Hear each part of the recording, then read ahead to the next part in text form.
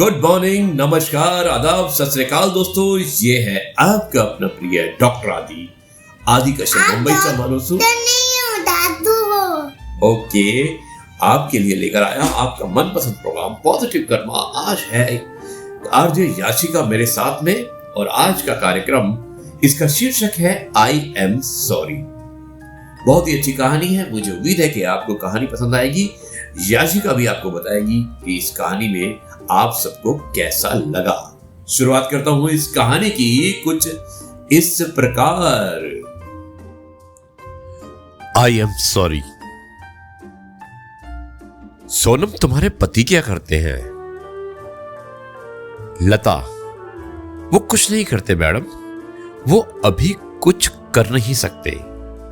लता थोड़ा रुकती है और पलक झपका कर कहती है, सोनम एक एजुकेटेड लड़की है और वो बड़ी एमएनसी कंपनी में नौकरी करती है।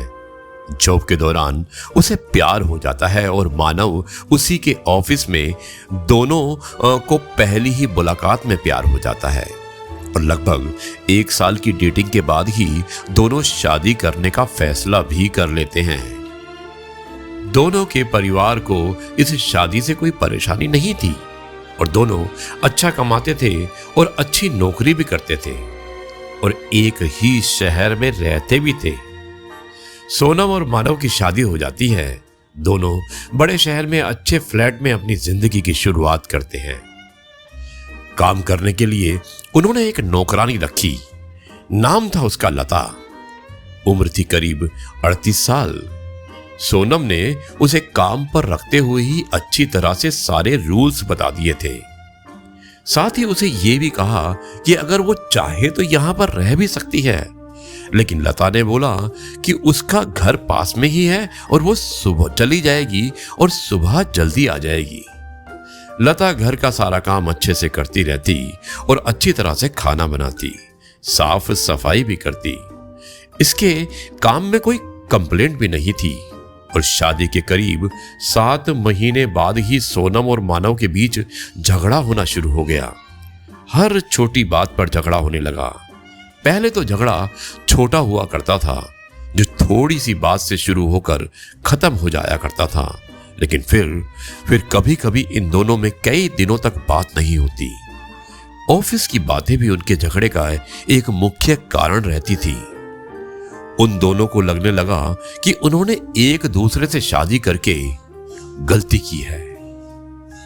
ऑफिस की एक मीटिंग के दौरान दोनों ही बॉस के साथ, उसमें मानव ने सोनम की बात के बाद अपनी बात रखी और उसके बॉस को मानव की बात बहुत पसंद आ गई। इस बात पर सोनम को बहुत गुस्सा आया और वो बात हमेशा की तरह इस बार भी उनके घर तक पहुंच गई। सोनम ने इस बात को लेकर मानव को बहुत कुछ सुनाया और साथ ही उसने नौकरी छोड़ने और तलाक की बात भी कह डाली। लता ये उनकी सारी बातें, सारा झगड़ा हमेशा से सुना करती थी और ये स्वाभाविक था क्योंकि घर में रहती थी। बस वो अपने काम में लगी रहती और जब खाना बन जाता तो वो दोनों को कहती। ज्यादातर वो लोग अलग अलग बैठकर ही खाना खाते थे। सोनम अगले दिन ऑफिस नहीं गई, दोपहर तक अपने कमरे में बंद रही। लता ने मैडम का दरवाजा भी नहीं खटखटाया। उसे अच्छी तरह पता था कि अभी वो कुछ भी नहीं चाहती। दोपहर के बाद सोनम अपने कमरे का दरवाजा खोलकर बाहर आई। लता किचन साफ करके अपने घर जा रही थी। उसके हाथ में उसका एक छोटा सा झोला था। सोनम बाहर आते ही लता को चाय के लिए कहती है और लता चाय बनाने लग जाती है। सोनम का मूड ठीक नहीं था। सोनम किचन में लता के पास जाती है और लता उसे खाने के लिए पूछती है। सोनम बोलती है कि नहीं, अभी सिर्फ चाय दे दो और सोनम लता को पूछती है कि तुमने खाया क्या? लता कहती है कि मैडम, मैंने नहीं खाया और घर में ही जाकर खाऊंगी। लता थोड़ी देर रुककर फिर कहती है, मैडम एक ही खाना ले जाती हूं, सिर्फ मेरा बांध कर, ज्यादा नहीं ले जाती, आप चाहे तो देख सकती हैं। इतना कहकर लता अपना झोला खोलकर दिखाने लगती है। सोनम कहती है कि अरे इसकी कोई जरूरत नहीं है, ठीक है भाई। और लता फिर मैडम को चाय देती है। लता को थोड़ा सा डरा हुआ और झिझका हुआ देखकर सोनम उससे और बातें करती है। सोनम कहती है कि अच्छा लता, तुम बताओ तुम कहाँ रहती हो? मैडम, यही थोड़ी दूर पर मेरा घर है। सोनम, तुम्हारे पति क्या करते हैं? वो कुछ नहीं करते मैडम, वो अभी कुछ कर नहीं सकते। लता थोड़ा रुकती है और पलक झपक कर कहती है कि उनको लकवा आया है और उनका बायां शरीर काम नहीं करता, ठीक से बोल भी नहीं पाते। सोनम कहती है कि अरे तुमने कभी बताया नहीं, और फिर दवाई ये सब तुम ही संभालती हो क्या?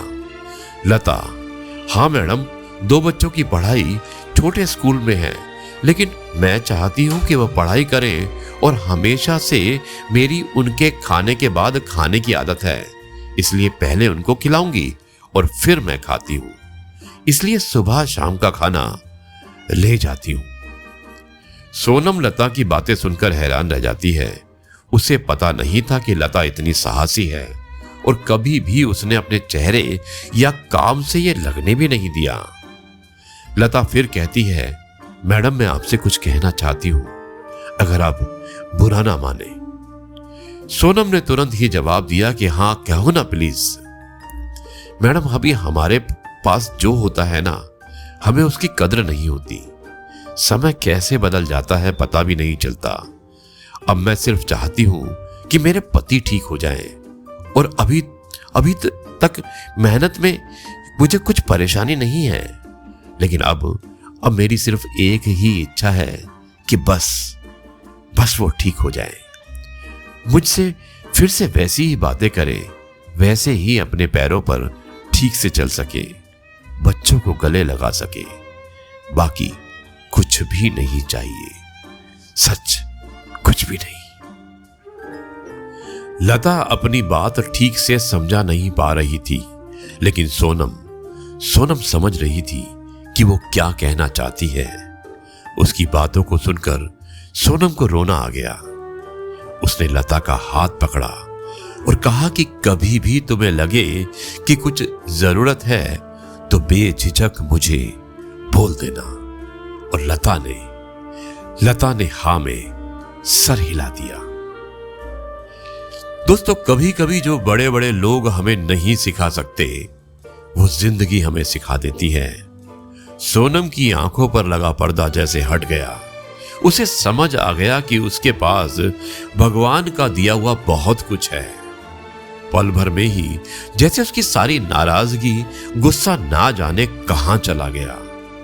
जिस पति का वो मुंह भी नहीं देखना चाहती थी, अब उसके आने का इंतजार करने लगी। शाम जैसे तैसे आई और दरवाजे पर जैसे ही बेल बजी, वो दौड़कर गई और दरवाजा खोला। सामने मानव को देखकर रोते हुए उसे गले लगा लिया और कहा, आई एम सॉरी।